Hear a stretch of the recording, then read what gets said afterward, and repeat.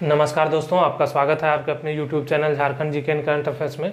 तो दोस्तों, जैसे कि हम लोग देख रहे थे उत्पाद सिपाही के पेपर 2 की, तो जिन्होंने दोस्तों पेपर 2 में हिंदी रखा है हम लोग उसको देख रहे थे। तो पेपर 2 में हिंदी को 2 भागों में बांटा गया है। फर्स्ट है क्षितिज भाग 2 और दूसरा है कृतिका भाग 2। तो हम लोग क्षितिज भाग 2 को देख रहे थे। क्षितिज भाग 2 को भी 2 भागों में बांटा गया है। फर्स्ट है काव्यखंड और दूसरा है गव्यखंड। तो गद्य खंड का जो उसको हम लोग बाद में देखेंगे। हम लोग फर्स्ट काव्यखंड देख रहे थे। काव्यखंड का जो चौथा चैप्टर है हम लोग उसको देख रहे थे। चौथा चैप्टर है आत्मकथ्य। ठीक है, आत्मकथ्य। इसके लेखक कौन है? तो इसके लेखक हैं जयशंकर प्रसाद जी। कौन है? जयशंकर प्रसाद जी। ठीक है, ये आपको ध्यान रखना है। तो चलिए इसका क्वेश्चन देखते हैं हम लोग। जो इसका क्वेश्चन होगा वो आपके एग्जाम पॉइंट ऑफ व्यू से बहुत ही जरूरी है। और आपके एग्जाम में जितना भी क्वेश्चन रहेगा यहीं से रहेगा। इस चैप्टर से यदि क्वेश्चन रहेगा भी तो यहीं से रहेगा। तो दोस्तों वीडियो के लास्ट तक बने रहें। ये वीडियो बहुत ही इंपॉर्टेंट हो रहा है। वीडियो को ज़्यादा से ज़्यादा लाइक करें, वीडियो को शेयर करें और चैनल को जरूर से जरूर सब्सक्राइब कर लें। तो चलिए फर्स्ट क्वेश्चन है हमारा, जयशंकर प्रसाद का जन्म कब हुआ था? तो जयशंकर प्रसाद जी का जो जन्म है वो 1899 ईस्वी में हुआ था। कब हुआ था? 1899 में। इसका हो जाएगा ऑप्शन ए। क्वेश्चन नंबर 1 का ए होगा। ठीक है, इसका दूसरा क्वेश्चन देखते हैं। दूसरा क्वेश्चन है हमारा, जयशंकर प्रसाद का जन्म कहाँ हुआ था? तो जयशंकर प्रसाद जी का जो जन्म है वो हुआ था काशी में। कहाँ हुआ था? काशी में। इसका ऑप्शन हो जाएगा बी, काशी। ठीक है, चलिए तीसरा क्वेश्चन देखते हैं। तीसरा क्वेश्चन है हमारा, जयशंकर प्रसाद ने कहाँ से शिक्षा ग्रहण की थी? तो जयशंकर प्रसाद जी ने जो शिक्षा है वो अपनी ग्रहण की थी काशी से। कहाँ से? काशी के प्रसिद्ध क्वींस कॉलेज से। काशी के प्रसिद्ध क्वींस कॉलेज से। इसका भी ऑप्शन हो जाएगा ए। चलिए चौथा क्वेश्चन देखते हैं हम लोग।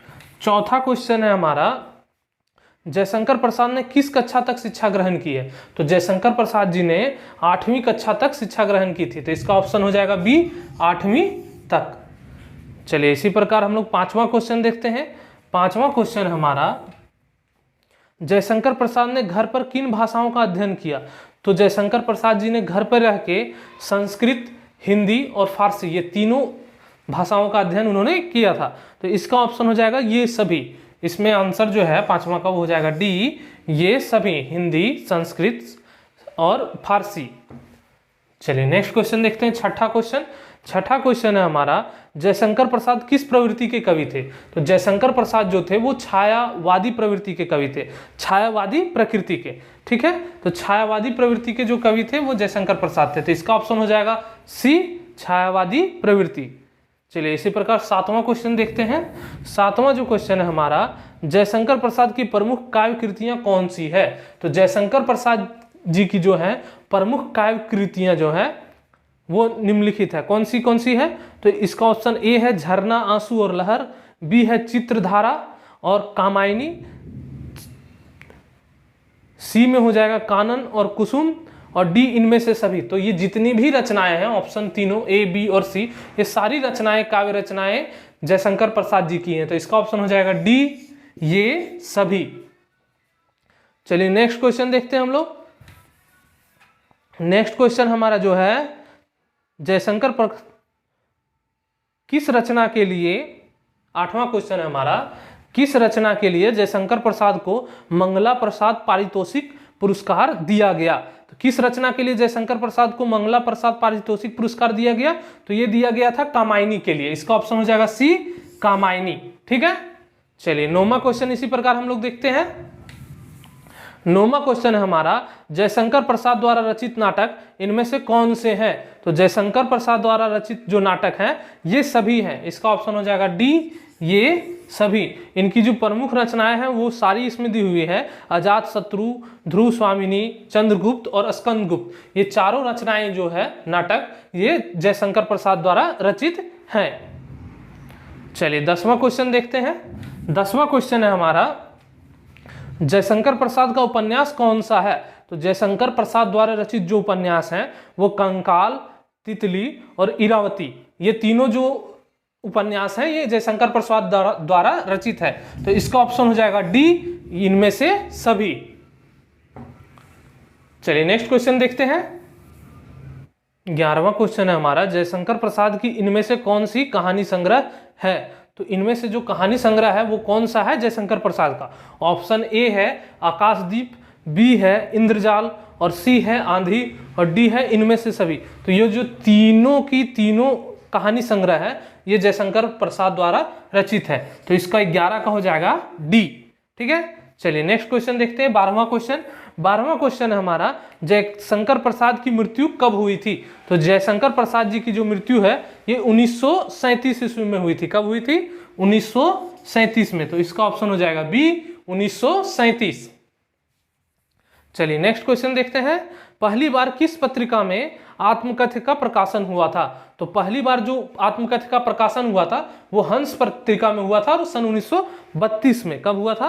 हंस पत्रिका सन 1932। इसका ऑप्शन हो जाएगा ए हंस पत्रिका 1932। इसी प्रकार है 14 नंबर क्वेश्चन है, हंस पत्रिका के संपादक कौन थे? तो हंस पत्रिका के उस समय के जो संपादक थे वो मुंशी प्रेमचंद जी थे। कौन थे? मुंशी प्रेमचंद। तो इसका ऑप्शन हो जाएगा सी प्रेमचंद। चलिए 15वां क्वेश्चन देखते हैं। 15 नंबर जो क्वेश्चन हमारा, आत्मकथ्य में कवि जयशंकर प्रसाद ने किन कारणों का वर्णन किया है? तो आत्मकथ्य में कवि ने किन कारणों का, जयशंकर प्रसाद ने किन कारणों का वर्णन किया है? तो इसका हो जाएगा ऑप्शन बी आत्मकथा ना लिखने का, अपनी आत्मकथा को ना लिखने के कारणों का। ठीक है, चलिए 16वां क्वेश्चन देखते हैं। 16वां क्वेश्चन है हमारा, कवि जयशंकर प्रसाद अपनी आत्मकथा ना लिखने का मूल कारण क्या मानते हैं? तो कवि जयशंकर प्रसाद जो हैं वो अपनी आत्मकथा ना लिखने का मूल कारण मानते हैं जग हंसाई को। क्या मानते हैं? जग हंसाई को। तो 16वां का हो जाएगा ऑप्शन ए जग हंसाई। चलिए 17वां क्वेश्चन देखते हैं। 17 नंबर जो क्वेश्चन है हमारा, प्रथम पद में मन की तुलना किससे की गई है? प्रथम पद में मन की जो तुलना है वो किससे की गई है? तो ये की गई है भंवरों से। इसका ऑप्शन हो जाएगा ए भंवरों से। चलिए 18वां क्वेश्चन देखते हैं हम लोग। 18वां क्वेश्चन है हमारा, कवि अपने जीवन को किसके समान मुरझाया हुआ कहता है? तो बताता है, मतलब कि किसके समान मुरझाया हुआ बताता है? तो ये बताता है झड़ती पत्तियों के समान। तो इसका ऑप्शन हो जाएगा बी झड़ती हुई पत्तियों के समान अपने जीवन को मुरझाया हुआ बताता है कवि। चलिए 19वां क्वेश्चन है।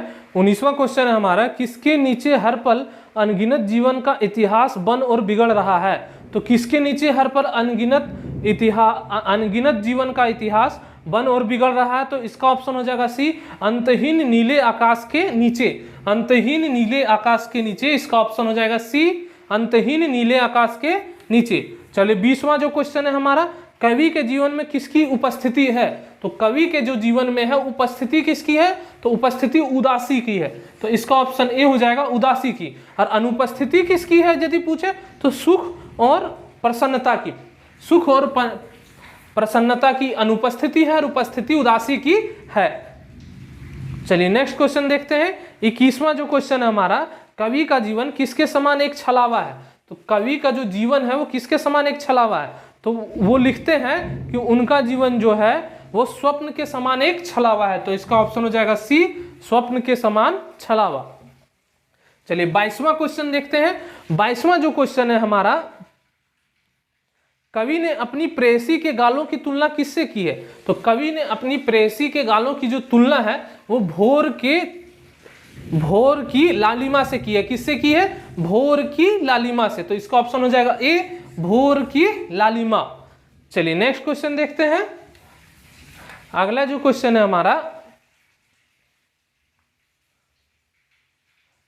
23वां जो क्वेश्चन है, अंत में कवि ने अपनी व्यथा को कैसे बताया है? अंत में कवि ने अपनी व्यथा को कैसे बताया है? तो अंत में कवि ने अपनी व्यथा को बताने के लिए कुछ नहीं किया है, वो चुपचाप मौन हो जाते हैं। क्या होते हैं? मौन हो जाते हैं। तो इसका ऑप्शन हो जाएगा बी मौन से। अपनी व्यथा को बताया है उन्होंने मौन से। चलिए 24वां क्वेश्चन हम लोग देखते हैं। 24वां जो क्वेश्चन है, आत्मकथ्य कविता की प्रवृत्ति कैसी है? तो आत्मकथ्य कविता की जो प्रवृत्ति है वो छायावादी है। कैसी है? छायावादी। और जयशंकर प्रसाद एक छायावादी प्रवृत्ति के कवि भी है। ठीक है, 25वां जो क्वेश्चन है उसको हम लोग देखते हैं। 25वां क्वेश्चन है, आत्मकथ्य किस कवि की कविता है? तो आत्मकथ्य जो किस कवि की कविता है? तो ये जयशंकर प्रसाद जी की कविता है। किसकी कविता है? जयशंकर प्रसाद जी की। तो इसका ऑप्शन हो जाएगा सी जयशंकर प्रसाद। चलिए 26वां क्वेश्चन देख लेते हैं।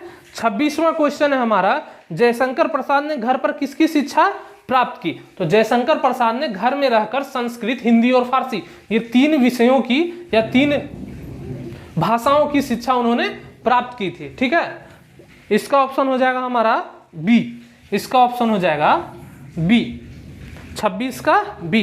27वां क्वेश्चन है हमारा, 27वां क्वेश्चन है जयशंकर प्रसाद किस काव्य विद्या के कवि हैं? तो जयशंकर प्रसाद किस काव्य विद्या के कवि हैं? तो ये छायावाद के कवि हैं, छायावाद प्रवृत्ति के। इसका ऑप्शन हो जाएगा बी, छायावादी।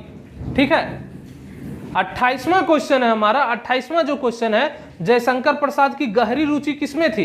तो जयशंकर प्रसाद की जो गहरी रुचि है वो इतिहास और दर्शन में थी। तो इसका ऑप्शन हो जाएगा सी, इतिहास और दर्शन। 28 का हो जाएगा इतिहास और दर्शन। 28वां जो क्वेश्चन है, जयशंकर प्रसाद की गहरी रुचि किसमें थी?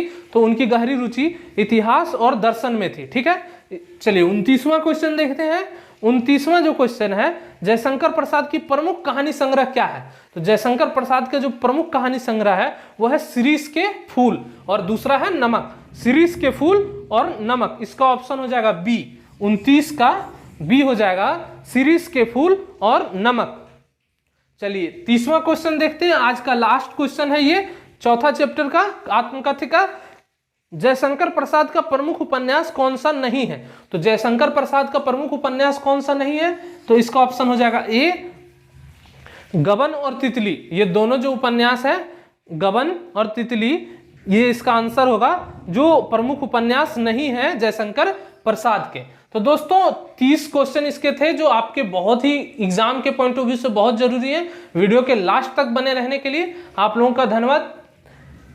अगले क्लास में हम लोग देखेंगे जो 5वां चैप्टर है इसका, उत्साह, उसको। ठीक है, तो चलिए धन्यवाद।